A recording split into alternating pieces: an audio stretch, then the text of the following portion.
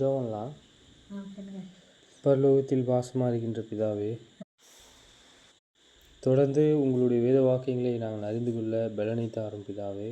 தொடர்ந்து உங்கள் வேத வாக்கியங்களை நாங்கள் அறிந்து கொள்ள எங்களுக்கு பலனை தாருமா பிதாவே. நாங்கள் தொடர்ந்து உங்களுடைய நாமத்தை கற்றுக்கொள்ள அறிந்து கொள்ள நீங்கள் எவ்வளோ சிருஷ்டிகர் என்பதை நாங்கள் உணர்ந்து கொள்ள உதவி செய்யும் பிதாவே. பிதாவே, நாங்கள் தொடர்ந்து சிருஷ்டிகளை உணர்ந்து கொள்ள எங்களுக்கு உதவி செய்யும் பிதாவே.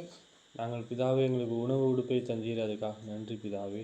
பிதாவே, எங்களுக்கு உணவு உடுப்பை தந்தீர், அதுக்காக நன்றி பிதாவே. எவ்வளோ பிதாவே ஆவிக்குரிய வகையில் வளர வேண்டும் என்பதையும் நீங்கள் தாமே எங்களுக்கு பூமிக்குரிய தேவைகளையும் தந்து நீர் தாமே எங்களுக்கு ஆவிக்குரிய வகையில் வளர்வதற்கேற்ற பூமிக்குரிய வகையிலே நாங்கள் வளருவதற்கு உதவி செய்யும் பிதாவே. பிதாவே, எங்களுக்கு எல்லா சோதனையிலிருந்து எங்களை ரட்சித்து பிதாவே, எல்லா சோதனைகளிலிருந்தும் எங்களை ரட்சித்து எங்களை காப்பாற்றி எங்களுக்கு ஆவிக்குரிய பலனை தாரும் பிதாவே. எங்களை காப்பாற்றி எங்களுக்கு ஆவிக்குரிய பலனை தாரும் பிதாவே. தொடக்கத்திலிருந்து முடிவரை எங்களை ஆசீர்வதியும் பிதாவே.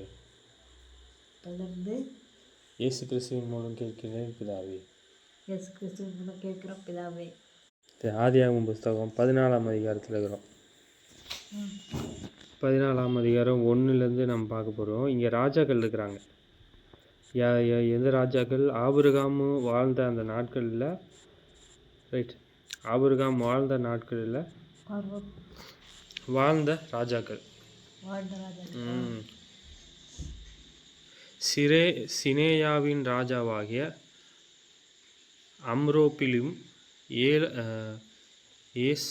ஏசாயின் ராஜாவாகிய அரியோகும் ஏலாமின் ராஜாவாகிய கோமாராவும் ஜாதிகளின் ராஜாவாகிய தீதியோகும் இருந்த நாட்களில் அவர்கள் சேதோமின் ராஜாவாகிய பரவேகும் கொமோராவின் ராஜாவாகிய பிர்சாவும் அத்மாவின் ராஜாவாகிய சினேயாவும் சேம்பாவின் ராஜாவாகிய ரோமாவோடும் சேவார் என்னும் பேலாவின் ராஜாவோடும் யுத்தம் பண்ணினார்கள். இவர்கள் எல்லோரும் உப்பு கடலாகிய சித்தீம் பள்ளத்தாக்கிலே கூடினார்கள். சரி, இவங்க யார் அப்படின்னா, இங்கே 5 ராஜாக்கள் 4 ராஜாக்கள், ஓகேங்களா? இப்போது இவங்க என்ன செய்கிறாங்கன்னா, ஒவ்வொருத்தருக்கு சில பேர் யுத்தம் பண்ணுறாங்க. அது எங்கே கரெக்டாக சொல்கிறாரு? உப்பு கடல். சரி, இப்போது இவங்க எப்படிப்பட்ட ஒரு ராஜாவை குறித்து சரித்திரத்தில் சொல்லப்பட்டிருக்கு. எல்லா ராஜ்யத்தையும் குறித்து பார்க்கலாம், ஆனால் குறிப்பிட்டு ஒரு ராஜாவை குறித்து நாம் பார்க்குறோம். சரி, நம்ம உணர்ந்து கொள்வதற்கு ஏதுவாக அப்படி நம்ம பார்க்க போகிறோம். சரி, இங்கே அம்ரோப்பில் என்பவர் ஒரு ராஜா. அவர் எந்தின் ராஜானா சினேரின் அரசர். அவர் எந்த நாட்டில், எப்படிப்பட்ட நாட்டில் இருக்கிறாருன்னா, அப்ராக்சிமேட்டாக சொல்லுவாங்க, இது மெசபொத்தோமியாவுடன் தலைநகரம் பாபிலோனில். சரியா? இப்போ இது இப்போ புதுசாக நம்ம காணப்படக்கூடிய ஒரு தேசம் என்னென்னா ஈராக்கு. பெட்ரோல்லாம் அதிகமாக வரக்கூடிய நாடுகள் ஈராக்கு. சரி, இது எங்கே சொல்லப்பட்டிருக்குன்னா, இது சரித்திரத்தில் சொல்லப்பட்டிருக்கு. இது எங்கே பதிவு செய்யப்பட்டிருக்காங்கன்னா, இந்த சம்பவத்தை ஆதியாகம புஸ்தகம் தேவனுடைய வாக்கியங்களில் சொல்லப்பட்டிருக்கு அப்படின்னு விக்கிபீடியா சொல்லுது. அம்ராபனை பற்றி நிறைய ஸ்டடீஸ் சொல்லப்பட்டிருக்கு. சரியா? இப்போ பார்க்குறோம், இவர் எபிரேய வேத வாக்கியத்தில் இவரை அம்ராபில் அப்படின்னு அழைக்கப்பட்டிருக்காங்க. இவர் கிரேக்க மொழியிலையும் இவரை குறித்து இந்த நாமத்தை குறித்தும் எழுதப்பட்டிருக்கு. இவர் ஒரு ராஜா. இவர் எதுக்குரிய ராஜானா சீரியா ராஜா. இது வந்து எபிரேயர்களுடைய சுமார் எப்படின்றக்கூடிய ஒரு புஸ்தகத்தில் சொல்லப்பட்டிருக்கு. இவர் வந்து ஆதியாகம புஸ்தகத்தில் காணப்படுறாரு. இவர் வந்து ஆதியாகம புஸ்தகத்தில் காணப்படுறாரு. இங்கே அதிகாரம் 14ஆம் அதிகாரம் 1லேருந்து 9 வரையும் பார்க்கலாம் அப்படின்னு சொல்லிட்டு விக்கிபீடியா சொல்கிறார். இவர் வந்து 5 ராஜாக்களினுடைய படையெடுப்பில் இவர் வந்து தனியாக ஒரு லீடர்ஷிப்னா வழி நடத்தக்கூடிய ஒரு மன்னனாக காணப்படுறாரு. இவர் வந்து எதற்குரிய ராஜா ஏலாம் எனக்கூடிய ஒரு ராஜா. இவர் வந்து சோதோம் தேசத்தையும் அதனுடைய நகரத்தையும் ஆளுகை செஞ்சுருக்கார். சரிங்களா? இப்போது இதுதான் அவருடைய புகைப்படம். கல்வெட்டுன்னு சொல்லுவாங்க இல்லையா, இதுதான் அவருடைய கல்வெட்டு. தெரியுதா? இதுதான் அவருடைய கல்வெட்டு. இப்படி தான் இது பண்டைய காலத்து எழுத்து முறைகள், எபிரேய எழுத்து முறைகள் அவரை குறித்து செதுக்கப்பட்ட ஒரு சம்பவம். சரி, இப்போது நம்ம இதை ஏன் பார்க்குறோம் அப்படின்னா, தேவனானவருடைய வேத வாக்கியங்களை குறித்து எல்லாம் சரித்திரங்களும் சொல்லக்கூடியதாக இருக்குது. இப்போ யார் இதை அறிந்து கொள்ள முடியும், ஏன் கற்றுக்கொள்கிறாங்க அப்படின்னா, சம்பவத்தை அழிக்கும் பொழுது, அதாவது சரித்திரத்தை அழிக்கும் பொழுது சம்பவத்தையும் அழிச்சிடலாம். ஒரு வார்த்தையை மாற்றும் பொழுது ஒட்டுமொத்தமான காரியங்களை மாற்ற முடியாது தான். இருந்தாலும் ஒரு சின்ன ஒரு வார்த்தையை மாற்றும் பொழுது என்னாகும் அப்படின்னா, தேவன் கொடுத்த அந்த வல்லமைக்கான வார்த்தை மாறக்கூடியதாக இருக்குது. அப்படிதானே? இப்போ தேவன் நித்திய ஜீவனை எப்படி ஆபிரகாமுக்கு கொடுக்க முடியும்? எப்படி ஆபிரகாமுக்கு அந்த தேசத்தை சுதந்தரித்து கொண்டார்? காணலை, எப்படி சுதந்தரித்து கொண்டார்? சில பேர் என்ன சொல்கிறாங்கன்னா, விசுவாசம் மட்டும்தான் இருந்துச்சு, விசுவாசித்தார் அதனால் சுதந்தரித்து கொண்டார். ஆமாம், கீழ்ப்படிந்தார் இல்லையா? விசுவாசம் நீதியாக எண்ணப்பட்டதுன்னு சொல்கிறோம். அந்த நீதி சும்மா வந்துடாது. அந்த நீதி எப்படி வரும்? கீழ்ப்படிதலில் வரும். இப்போ இருக்கக்கூடிய கிறிஸ்தவர்களுக்கு எப்படிப்பட்ட நீதிகள் காணப்படுது? எப்படி காணப்படுது? புதிய தளர்த்தப்பட்ட கொள்கையாளர்களாக இருக்கிறாங்க. இப்போது உபதேசக்கூடிய மக்கள் எப்படி உபதேசிக்கிறாங்க அப்படின்னா, உபதேசங்கள் என்பது சொல்லும் பொழுது தன்னுடைய சுயமான வார்த்தைகளை, அப்போ அவங்களுக்கு என்ன பிரயோஜனமோ அதை தான் அவங்க கட்டி வைப்பாங்க. சரி, அதெல்லாம் வந்து தேவனுக்கு பிரயோஜனமானதாக இல்லாததே காணப்படுது.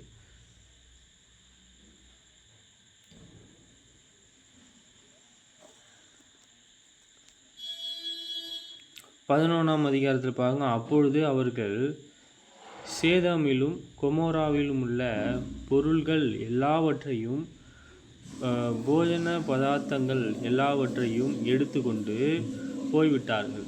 ஆபிரகாமின் சகோதரனுடைய குமாரனாகிய லோத்து சோதோமிலே குடியிருந்தபடியால், ஆபிரகாமின் சகோதரனுடைய குமாரனாகிய லோத்து, சகோதரனுக்கு குமாரன். ஆமாம், குமாரன், ஆமாம், மகன், அண்ணன் பிள்ளை. சோதோமிலே குடியிருந்தபடியால் அவனையும் அவன் பொருள்களையும் கொண்டு போய்விட்டார்கள். சரி, எல்லாவற்றையும் எடுத்துக்கொண்டு போய்விட்டார்கள். ஓகேங்களா? ஆபிரகாமின் சகோதரனுடைய குமாரனாகிய லோத்து. சரி, இங்கே என்ன செய்கிறாங்கன்னா, சோதோம் குமாரில் தான் யார் இருக்கிறாருன்னா லோத்துக்கிறாரு. அப்போ அந்த யுத்தத்தில் என்ன ஆயிடுச்சு அப்படின்னா, அங்கே இருக்கக்கூடிய பொருள்கள் எல்லாவற்றையும் அந்த ராஜாக்கள் சேர்ந்தவங்க என்ன செஞ்சுட்டாங்க அப்படின்னா எடுத்துக்கொண்டு போயிட்டாங்க. பொருள்கள் சரி, அங்கே இருக்கிற அவங்களுடைய வேலைக்காரர்கள் சரி, மனைவிகள் சரி, எல்லாரையும். சரி, ஆபிரகாமும் அவங்களுடைய கூட இருந்த அந்த வேலைக்காரர்களும் என்ன செய்கிறாங்க அப்படின்னா, போராயுதத்தை உடுத்தி கொண்டு போய் யுத்தம் பண்ணுறாங்க.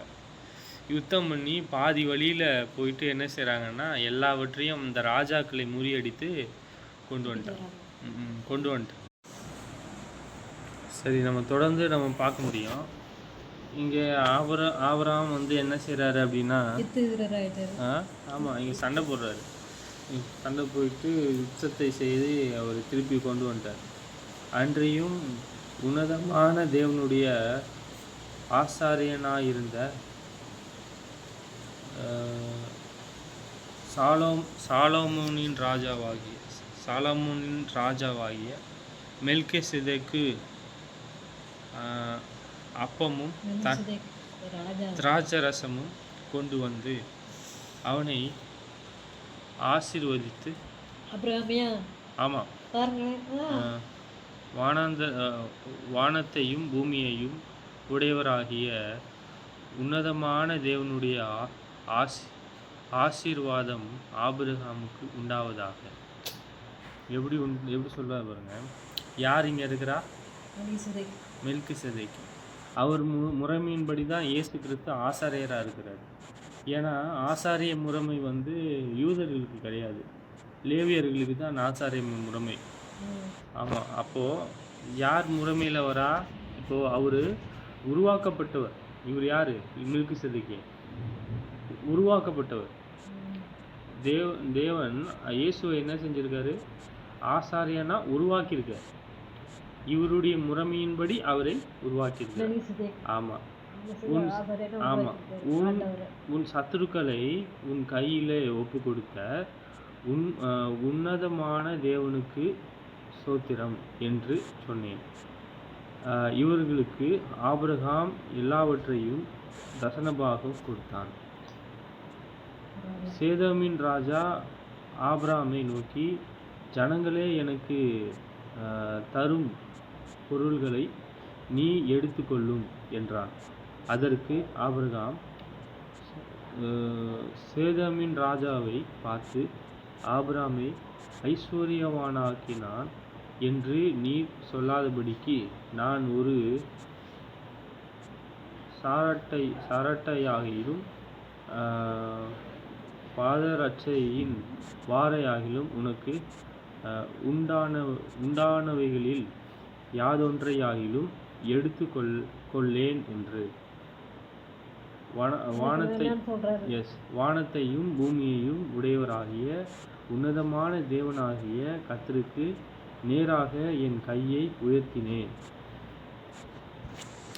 ஆபிரகாம் எப்படிப்பட்டவராக இருக்கிறாரு அப்படின்னு நம்ம காண்றோம் அப்படின்னா, இங்கே என்ன பார்க்குறோம்? அப்போது அவருக்கு கொடுக்கும் பொழுது, உங்ககிட்ட இருந்து ஒரு செருப்பு கூட எனக்கு என்ன தேவையில்லைன்ற, செருப்பு வார் கூட எனக்கு தேவையில்லை, நான் வந்து எனக்கு தேவைன்னா யாருக்கிட்ட கேட்பேன்றாரு? வானத்தையும் பூமியையும் உடையவராகிய உன்னதமானவர்ன்ற உன்னதமான தேவனாகிய கர்த்தருக்கு நேராக என் கையை உயர்த்தினேன். ஒன்று தேவை அப்படின்னா யாருக்கிட்ட கேட்கணும்? அவர்கிட்ட கேட்கணும். இப்போ அவர்கிட்ட கேட்காம தாவீது என்ன செஞ்சிட்டாரு? உனக்கு அதிகாரத்தையும் உனக்கு ராஜ்யத்தையும் கொடுத்துருக்க. அப்போது நீ உனக்கு தேவை அப்படின்னும் போது நீ அவர்கிட்ட கேட்கும் போது என்ன ஆகும்? அவர் கொடுப்பார் இல்லையா? இப்போது தேவன் என்ன செஞ்சிட்டா, ஒருவர்கிட்ட இருக்கக்கூடியதை திருடி கொள்வது அது என்னவாக இருக்கும்? பாவமாக இருக்கும். அந்த அவ்விதமான பாவங்களை ஒருபோதும் செய்யக்கூடாது. அப்போ தேவன் சொல்கிறாரு, சம்பூர்ணமானவர், வானத்தையும் பூமியும் உடையவர்ன்ற. அப்போ அதுக்கு மேலே என்ன இருக்குது? அதுக்குள்ளே என்னென்ன இருக்கோ எல்லாம் அவருடையது. சரி, இப்போ நம்ம பார்க்குறோம், ஆபிரகாமும் யுத்தம் பண்ணிட்டாரு, அந்த ராஜாக்களும் யுத்தம் பண்ணி முடிச்சுட்டாங்க. அங்கே இருக்கிறது எல்லாம் கொள்ளையடிச்சிட்டாங்க. அந்த ராஜாக்கள் எல்லாம் கொள்ளையடிச்சு எடுத்துகிட்டு போயிட்டாங்க. சரி, இந்த யுத்தங்கள் எல்லாம் முடிந்த பின்பு 14ஆம் அதிகாரம் யுத்தத்தில் முடிஞ்ச பின்பு 15ஆம் அதிகாரம் 1லேருந்து பார்க்குறோம். ஆபிரகாமோடு தேவன் என்ன செய்கிறாரு அப்படின்னா, ஒரு உடன்படிக்கையை ஏற்படுத்துகிறாரு. அந்த உடன்படிக்கைக்கு ஆபிரகாம் எப்படி உண்மையானவராக இருக்க போகிறாருன்னு தான் காரியமாக இருக்குது.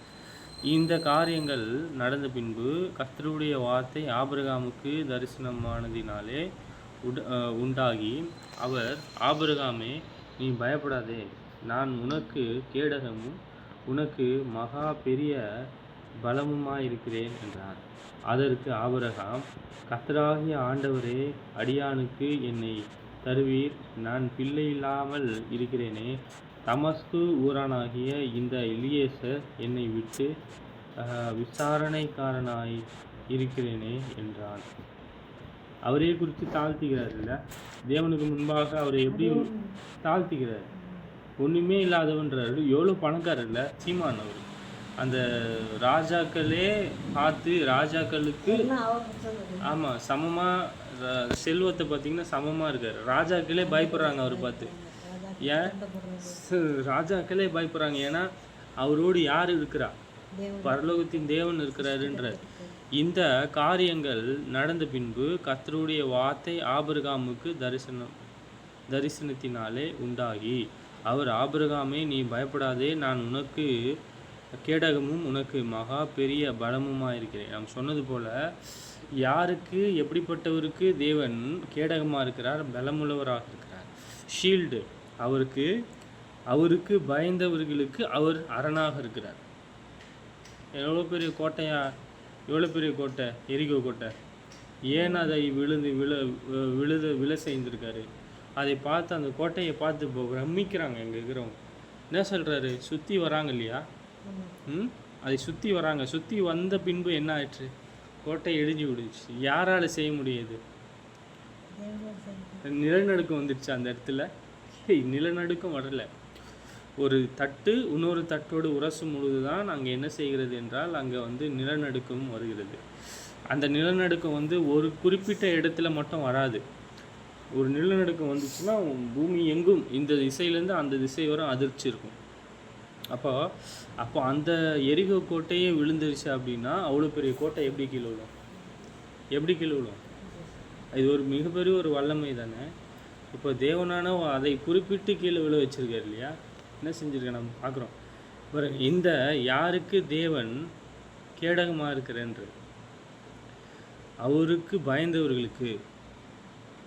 ஆபிரகாம் பயந்திருக்காரா? ஆமாம். தீமையை விட்டு தீமையை அவரிடத்தில் இல்லாமல் அவர் என்ன செய்கிறாரு?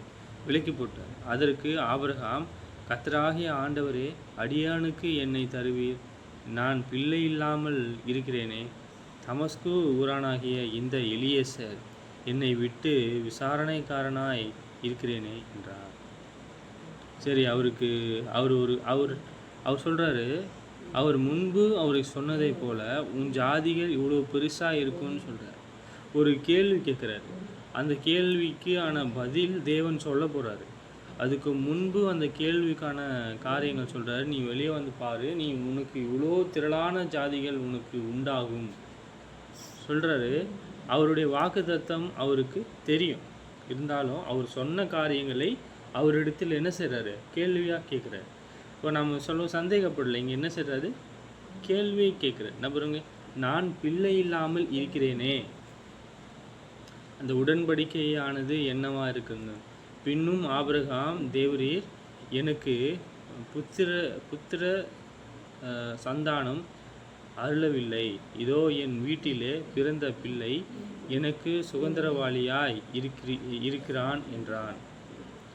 அப்பொழுது கர்த்தருடைய வார்த்தை அவனுக்கு உண்டாகி, இவன் உனக்கு சுதந்திரவாளி அல்ல, உன் கர்ப்பப்பிறப்பா இருக்கிறவனே உனக்கு சுதந்திரவாளி என்று சொல்லி. வேலைக்காரனிடத்தில் பிறந்த அந்த பிள்ளை இவருக்கு என்னவா இருக்கும்? சுதந்திரவாளி கிடையாது. எல்லாம் சுதந்திரித்து கொள்வது கிடையாது. யார் இடத்துல பிறக்கணும்? சாராள் இடத்துல பிறக்கணும். அதுதான் வாக்குத்தத்தத்தின் பிள்ளையாக இருக்கு. அவர்கள் அவனை வெளியே அழைத்து, நீ வானத்தை அண்ணாந்து பார், நட்சத்திரங்களை எண்ண உன்னால் கூடுமானால் அவைகளை எண்ணு என்று சொல்லி, பின்பும் அவனை நோக்கி, உன் சந்ததி இவ்வளவாய் இருக்கும் என்றார். இப்போ நம்மளிடத்திலே தேவனானவர் இப்படிப்பட்ட வாக்குத்தத்தம் செய்கிறாரா? சரி, இப்போ நாம் பார்க்குறோம், நான் உன்னை ஆசீர்வதித்து உன்னை சந்ததியாகிய வானத்து நட்சத்திரங்களைப் போல கடற்கரை மணலை போலவும் பெருக பண்ணுவேன். என்றும் உன் சந்ததியார் தங்கள் சத்துருக்களின் வாசல்களை சுகந்தரித்து கொள்ளுவார்கள் என்றும்.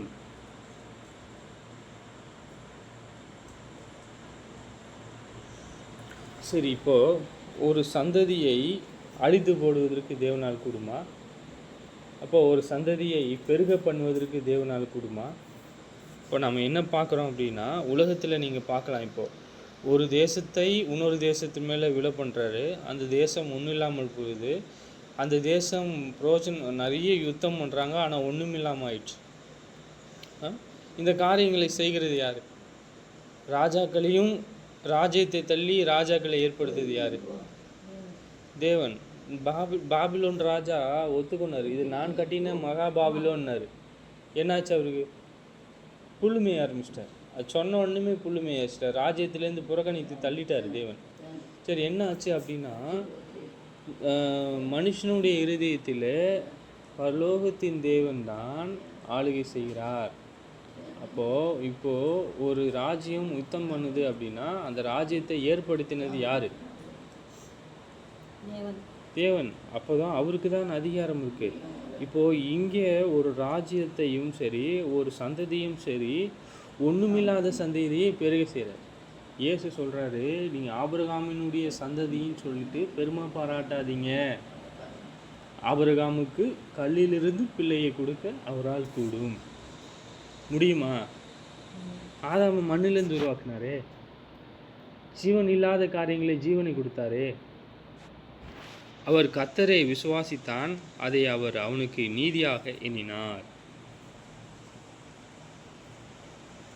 இப்போ நீதியாக எண்ணினார் அப்படின்னா அவர் விசுவாசித்தது மட்டும் விட்டுடல, அவர் தொடர்ந்து சம்மதிக்கிறார். அவருடைய வேத வாக்கியங்களை சம்மதித்து கை கொள்கிறார். அதுதான் நீதியாக காணப்படுது. ரோமர் 4:13 அன்றையும் உலகத்தை சுகந்தரிப்பான் என்கிற வாக்குத்தத்தம் ஆபிரகாமுக்காவது அவன் சந்ததிக்காவது நியாயப்பிரமாணத்தினாலே கிடையாமல் விசுவாசத்தினாலே வருகிற நீதியினாலே கிடைத்தது. நாம் பார்த்தோம், விசுவாசித்தான் நீதியாக எண்ணப்பட்டது. நீதி என்பது சும்மா இருந்தால் வந்துடாது. அது என்ன செய்யணும்? அவரை தன்னை சுத்திகரித்து கொள்ளக்கூடியவர்களாக இருக்கணும். அவருடைய வழிகளை எல்லாம், அவருக்கு வரக்கூடிய பரீட்சைகளை எல்லாம் அவர் என்ன செய்ய வேண்டியது இருக்குது? தேவனை சார்ந்திருக்க வேண்டியது இருக்குது. அவருடைய கற்பனைகளை கை கொள்ள வேண்டியது இருக்குது என்று நாம் பார்க்குறோம். இப்போது தேவன் அவருக்கு இரக்கமாக இருக்கிறார் என்றால் அவர் என்ன செய்கிறாரு? அவர் வாக்குத்தத்தத்தை நம்பினார், அவரை விசுவாசித்தார், அவர் நீதியாக எண்ணப்பட்டதை நாம் பார்க்குறோம்.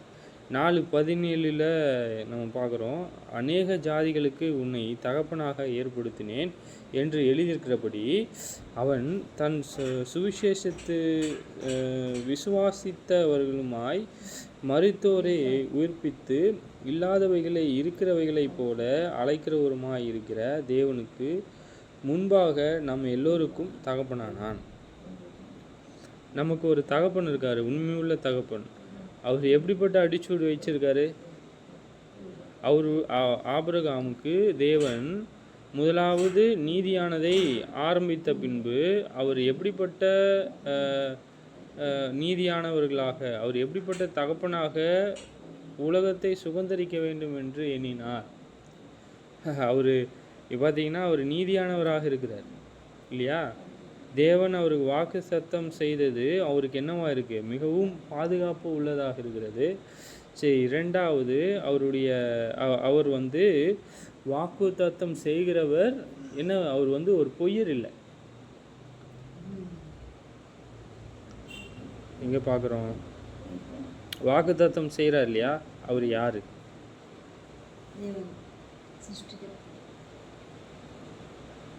சொல்லு. அநேக ஜாதிகளுக்கு உன்னை தகப்பனாக ஏற்படுத்தினேன் என்று எழுதியிருக்கிறபடி அவன் தன்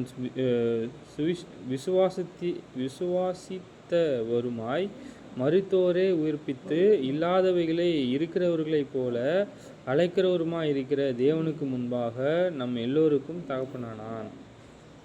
எப்படி ஒரு மனுஷனை உயிர்ப்பிக்க முடியும்? 17ஆம் அதிகாரம் 5 பார்க்க, இனி உன் பேர் ஆபிரகாம் எனப்படாமல் நான் உனக்கு திரளான ஜாதிகளுக்கு தகப்பனாக ஏற்படுத்தினபடியால் உன் பேர் ஆபிரகாம் எனப்படும்.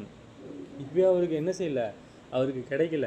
அவர் என்ன செய்யப்பட்டிருக்கு, அவருடைய விசுவாசம், அவருக்கு அந்த நீதி அவருக்கு என்னவாக கிடைத்திருக்கு.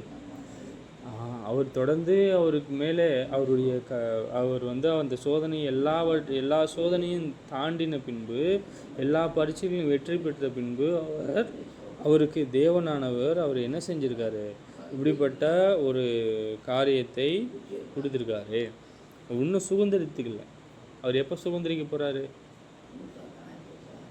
எப்போ சுதந்திரிக்க போகிறார்? 2 காரியங்கள் பார்க்கலாம். கானான் தேசம் இவர் அந்த சுதந்திரத்தை அவர் பெற்றுக்கொள்வதற்காக இருந்தார். இப்போது இங்கே அவருக்கு பிள்ளை இல்லை. பிள்ளையை எப்போ பெற்றுக்கொள்ள போகிறார்? 100 வயசில். அவர் 70 வயசுலன்னா 30 வருஷம் அவர் காத்திருக்கணும். அது அநேக ஜாதிகளுக்கு உன்னை தகப்பனாக ஏற்படுத்தினேன் என்று எழுதியிருக்கிறபடி அவன் தன் விசுவாசித்தவருமாய் மரித்தோரை உயிர்ப்பித்த இல்லாதவர்களை இருக்கிறவர்களைப் போல அழைக்கிறவருமாய் இருக்கிற தேவனுக்கு முன்பாக. இப்போ தேவனானவருக்கு என்ன செய்ய முடியும்? ஒரு காரியத்தை மாற்றக்கூடும், ஒரு காரியத்தை நிறைவேற்றக்கூடும் வல்லவராக இருக்கிறார் என்று அவர் விசுவாசித்திருக்கிறார்.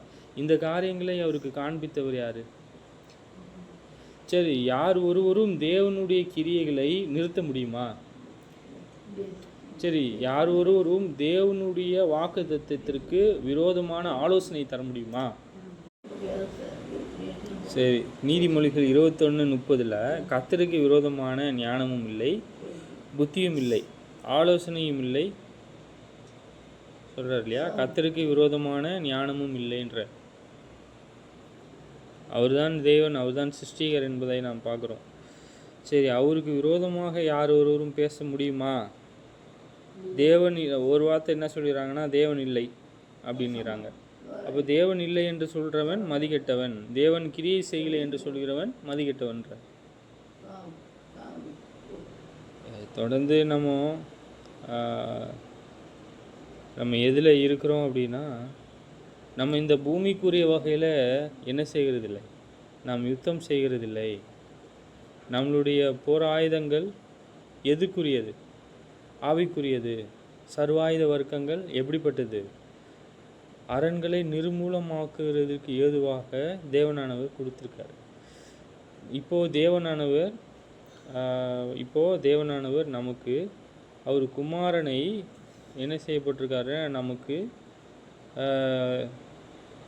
நமக்கு முன்பு யுத்தம் செய்தவராக காணப்படுறார். இப்போ 4:5 நம்ம காண்றோம், எங்களுடைய போராயுதங்கள் மாம்சத்திற்கு ஏற்றவர்களாக இராமல் அரண்களை நிர்மூலமாக்குறதற்கு ஏதுவாகவும் உள்ளவைகளுமாய் இருக்கிறது. அவைகளிலே நாங்கள் தர்க்கங்களையும் தேவனை அறிகிற அறிவுக்கு விரோதமாய் எழும்புகிற எல்லா மேட்டுமையும் நிர்மூலமாக்கி எந்த எண்ணத்தையும் கிறிஸ்துக்குள்ளாக கீழ்ப்படுத்தி சிறைப்படுத்துகிறவர்களுமா இருக்கிறோம்.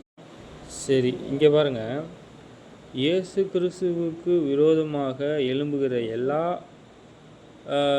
எண்ணத்தையும் சரி நிர்மூலமாக்கக்கூடிய காரியங்களை தேவன் நமக்கு கொடுத்துருக்கார். அது எப்படி? சரி, அது எதெல்லாம் கீழ்ப்படுத்துது? அவைகளில் நாங்கள் தர்க்கங்களுக்கும் தேவனை அறிகிற அறிவுக்கு விரோதமாய் எழும்புகிற எல்லா மேட்டமையையும் நிர்மூலமாக்கி எந்த எண்ணத்தையும் கிறிஸ்துக்குள்ளாக கீழ்ப்படுத்தி சிறைப்படுத்துகிறதுமாய் இருக்கிறோம்.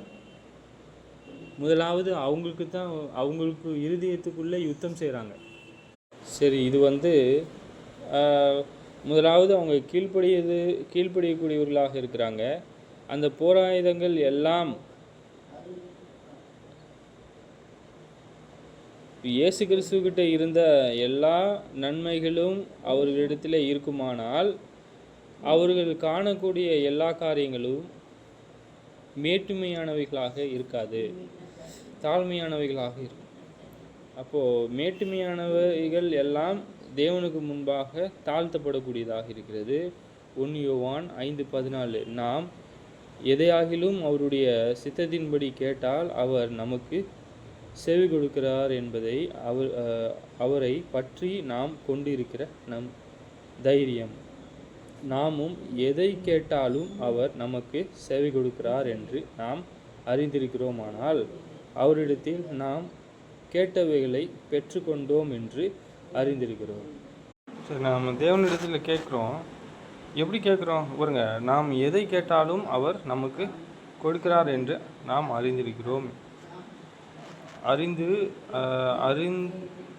அறிந்திருந்தோமானால் அவரிடத்தில் நாமும் கேட்டவைகளை பெற்றுக்கொண்டோம் என்றும் அறிந்திருக்கிறோம்.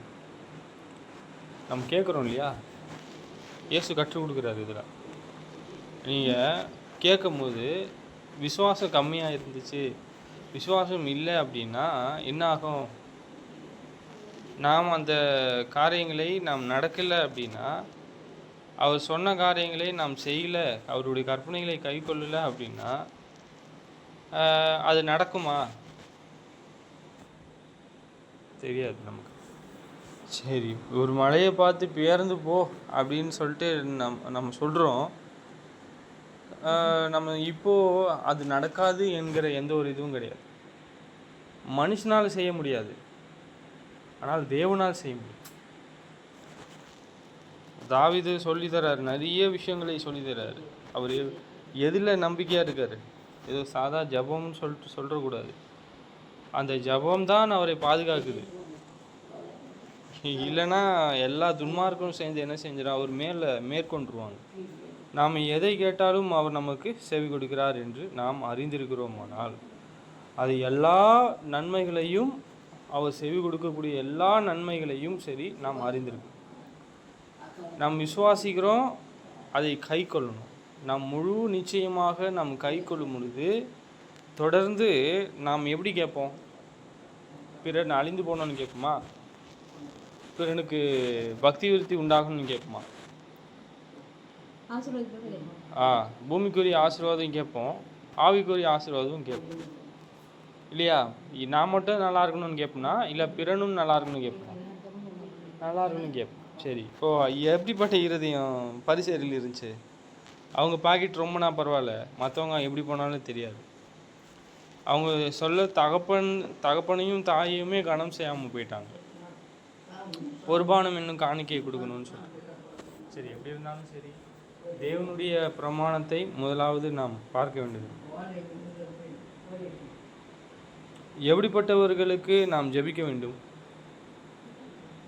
ஒரு சகோதரன் என்னப்பட்டவன் பாவம் செய்கிறான்னா அவனுக்காக வேண்டுதல் செய்யலாம். ஆமாம், மரணத்திற்கு ஏது அல்லாத பாவத்தை தன் சகோதரன் செய்ய ஒருவன் கண்டால் அவன் வேண்டுதல் செய்ய கடவான். யாருக்கு வேண்டுதல் செய்வான்? மரணத்திற்கு ஏது இல்லாத பாவம். ஒரு சகோதரனுக்கு விரோதமா, மொத்த சகோதரர்கள் ஒரு சகோதரனுக்கு விரோதமா, எல்லா சகோதரரும் எல்லா சகோதரருக்கு விரோதமா செய்கிறாங்கன்னு வச்சுப்போம். ஒரு பொதுவாக ஒரு கேள்விதான். பாவம் எத்தனை பேர் அதில் பாவமாக இருப்பாங்க, எத்தனை பேர் பாவம் இல்லாமல் இருப்பாங்க? எது பாவம்னா பிரமாணத்தை மீறுவது. தேவனுக்கு தெரியும். மனுஷனுக்கு ஒரு வேளை மறைக்கலாம், ஆனால் தேவனுக்கு தெரியும். தேவனுக்கு தெரியுமா தெரியாதா? தெரியும் பாவம் எதுன்னு சொல்லிட்டு. ஆனால் எது செய்வோம்? நான் செய்வது சரி, நான் செய்கிறது எல்லா விஷயத்துலையும் சரியாக இருக்குமா? நீங்கள் காண்கிறேன் என்று சொல்கிறதுனால தான் நீங்கள் குருடராக இருக்கிறீங்க, காணலன்றார் ஏசு. நீங்கள் காணலைன்னு சொல்லுங்கள், நீங்கள் வளரணும்னு சொல்லுங்கள், உங்களை தாழ்மைப்படுத்துங்கன்ற தேவன் உங்களை உயர்த்துவார். எது சத்தியம்? சரி, மரணத்திற்கு ஏதுவான பாவம், மரணத்திற்கு ஏதுவான ஒரு சகோதரனை பகைக்கிறது மரணத்துக்கு ஏதுவான, ஒரு சகோதரியை பகைக்கிறது மரணத்துக்கு ஏதுவான.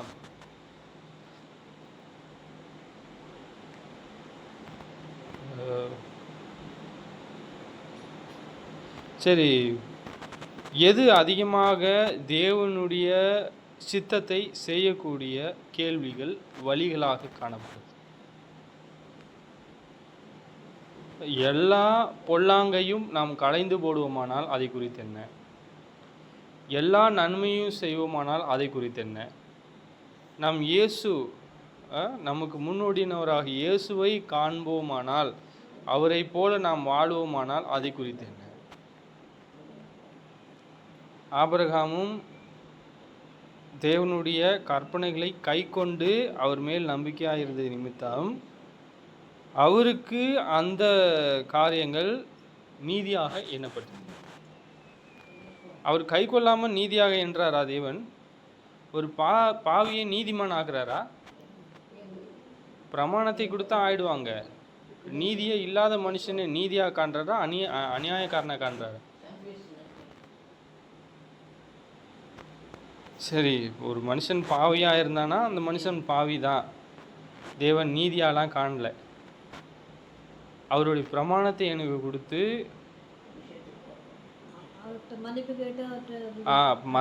பாவ மன்னிப்புக்கென்று அவன் மன்னிப்பு கேட்டு தொடர்ந்து நீதியை செய்வானால் அவன் பிழைப்பான். லூக்கா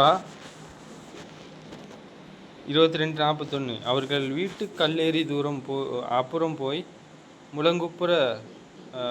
முழங்கால் படியிட்டு, பிதாவே, உமக்கு சித்தமானால் இந்த பாத்திரம் என்னை விட்டு நீங்கும்படி செய்யும். ஆகிலும் என்னுடைய சித்தத்தின்படி அல்ல, உம்முடைய சித்தத்தின்படி ஆக கடவுது என்று ஜெபம் பண்ணினார். அப்பொழுது வானத்தில் இருந்து ஒரு தூதன் தோன்றி அவரை பலப்படுத்தினார். அவர் மிகவும் வியாகுலப்பட்டு அதிக ஊக்கத்தோடு ஜெபம் பண்ணினார். அவருடைய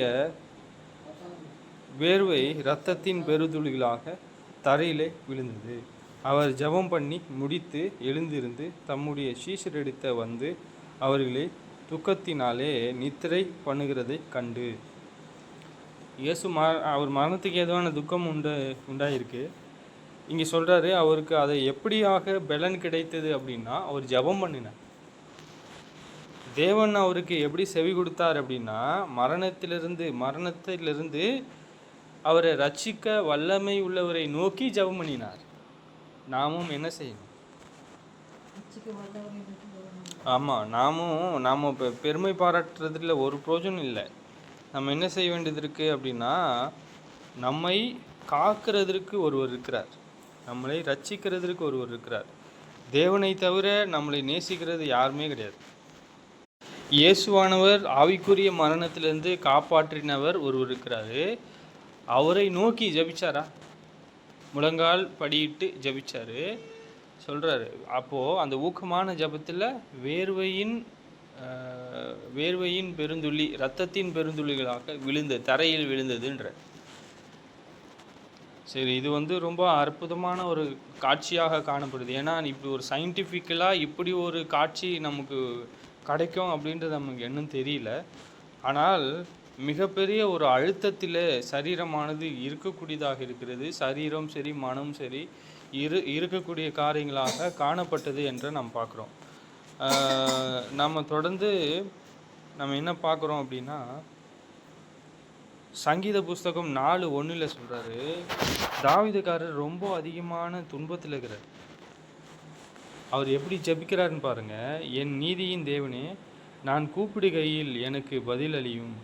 நெருக்கத்தில் இருந்த எனக்கு விசாலம் உண்டாக்கினீர். எனக்கு இறங்கி என் விண்ணப்பத்தை கேட்டருளும். மனுபுத்திரர் எதுவரைக்கும் என் மகிமையை அவமானப்படுத்தி வீணானதை விரும்பி பொய்யை நாடுவீர்கள். இந்த காரியங்களே தேவனே சொல்கிறார். நீங்கள் எவ்வளோ காலம் பொய்யை விரும்பி அக்கிரமத்தை நாடுவீங்கன்னு கேட்குறாரு. இப்போது இங்கே யார் பேசிகிட்டு இருக்கான்னா, என் நீதியின் தேவனேன்னு சொல்லிட்டு தாவீது தேவன்கிட்ட ஜெபம் பண்ணுறார். நான் கூப்பிடுகள் எனக்கு பதில் அளியும்.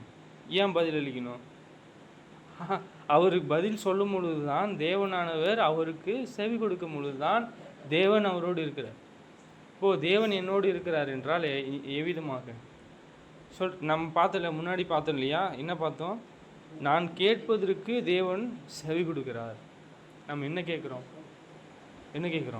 அவருடைய நீதியின்படி நாம் வாழ்வதற்கு, நீதியாக நாம் நடப்பதற்கு, சோதனையிலிருந்து ரட்சிப்பதற்கு, பூமிக்குரிய தேவைகளை அன்னன்ன ஆகாரத்தை தாரும் பிதாவே கேட்குறோமா? இப்போ என் நீதியின் தேவனே சொல்கிறாரு. தேவன் நீதி இல்லாதவராக இருக்கிறாரா? பொய்யர்களை தேவன் நீதியாக காண்றாரா? அக்கிரமக்காரராக காண்றாரா, அநியாயக்காரராக காண்றாரா? பிரமாணத்தை செய்யாத அவங்க நீதி இல்லாதவர்கள். நான் கூப்பிடுகையில் எனக்கு பதில் அளிக்கிறாரு. அஞ்சாம் வசனத்திலே பதில் அளிக்கிறார். மனுபுத்திரரே, எதுவரைக்கும் என் மகிமையை அவமானப்படுத்தி வீணானதை விரும்பி பொய்யை நாடுவீர்கள்? அந்த வீணானதுன்றது பூமிக்குரியது, மாயை. அப்போது பூமிக்குரிய மகிமையை அவங்க தேடுறாங்க. அவங்க எப்படிப்பட்டவங்க? மேலான உலகத்துக்குரியவர்கள் அல்ல. நீங்கள் கோபம் கொண்டாலும் பாவம் செய்யாதிருங்கள். உங்கள் படுக்கையிலே உங்கள் இருதயத்திலே பேசிக்கொண்டு அமைதலாயிருங்கள்.